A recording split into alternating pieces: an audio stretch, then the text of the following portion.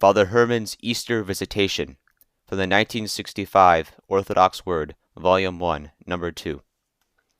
About 100 years ago, the rumor reached a Valam monastery located on an island in Lake Ladoga that one of the former residents of the monastery, the monk Herman, who left as a missionary to Alaska in the time of Catherine the Great, was revered there as a saint.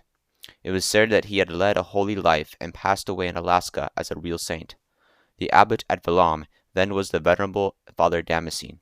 He quickly established contact with Alaska, and they started sending him information on the life and deeds of the blessed and humble monk Herman.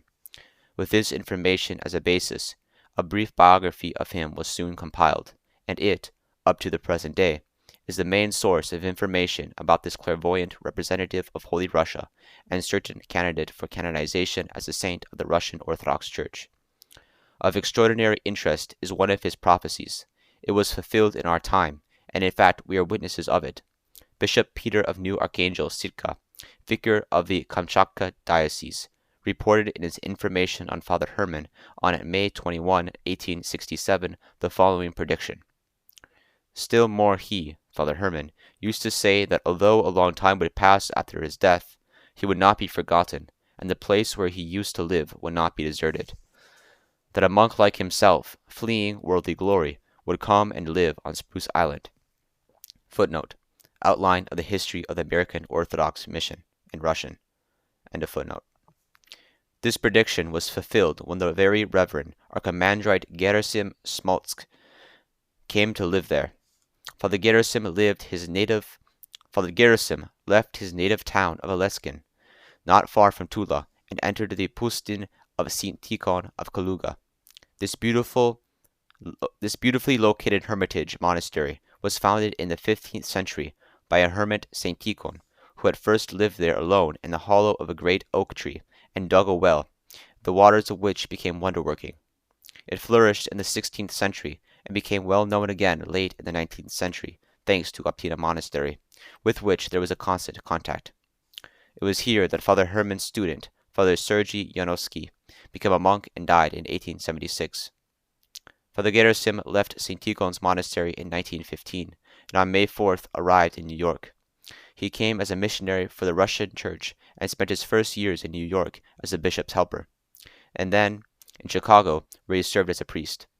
In 1916, he came with Bishop Philip to Sitka, Alaska, and in 1917 to Afoknak Island north of Kodiak, where he served as a priest for many years. Father Gerasim visited Spruce Island for the first time in 1927, and it was then that Father Herman called him. It was on May 27, May 14 according to the Julian calendar used by the Church, soon after the radiant feast of Easter. It was a quiet, sunny morning. He was accompanied by Archpriest Nicholas Kashevarov and 2 female pilgrims. It took them an hour and a half to arrive by boat. On the site of the hut where Father Herman had lived, and which had now completely disintegrated, there stood only a wooden memorial. A little farther on there was a church over the grave of the blessed starets, and there Father Gerasim served a panikhida. It was a glorious day. Spring birds were singing, and Father Gerasim liked the spot very much. It didn't seem like Alaska, but rather like some monastery in Russia. On the way back they again came to the clearing in the woods where Father Herman had lived, and where, on his deathbed, he had shone with the light of Mount Tabor, his cell being filled with the fragrance of heavenly incense. While his companions went on ahead, Father Gerasim got down on his knees and, overwhelmed with joy, exclaimed, "Christ is risen, Father Herman!" And suddenly he sensed in the air a marvelous fragrance of incense surrounding him. He even shuddered. He thought that it might have come from the cassock of Father Nicholas, but the latter was dressed in an overcoat and was already too far away. And the aroma was such a fine one, and so pleasant. With a quiet joy in his heart, he then addressed the starets as if he were alive. "I thank you, dear starets, Father Herman, that you have found me worthy to visit this beloved spot of yours. Father Herman, I too have fallen dearly in love with this spot. If there should come a time when I will be able to come here to stay, accept me." And Father Herman fulfilled his wish. Within 9 years he had moved into the hermitage for good, but before that he had yet to suffer much. When it became known that Father Garrison was preparing to go to the island to live, the local clergy opposed this and resolved to prevent it. Vasily Skvortsov, who had intended to accompany Father Garrison, came to him in Afognak and informed him that they were going to expel them from the hermitage with the aid of the police. He himself, out of fear, had decided not to go. Father Garrison was very much affected by this, but he replied that if it wasn't going to be pleasing to Father Herman, then that's how it was going to be. He was so disturbed about it that before going to bed he hadn't even strength enough to say his prayers.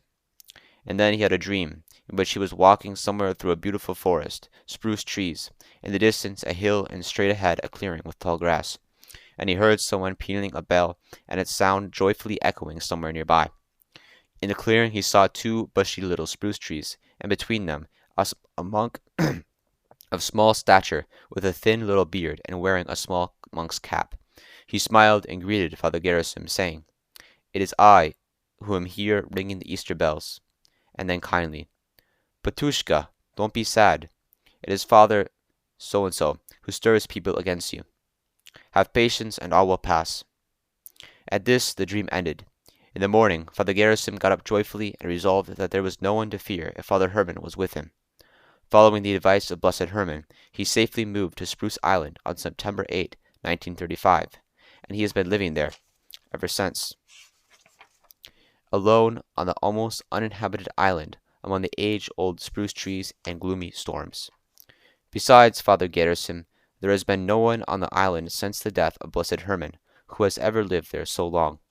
This gives us grounds to consider Father Garrison as a very monk fleeing worldly glory, about whom the wonder-worker of Alaska prophesied more than 100 years ago.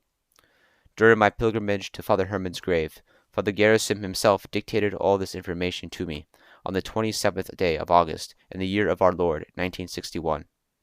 Written by Gleb Pomashensky.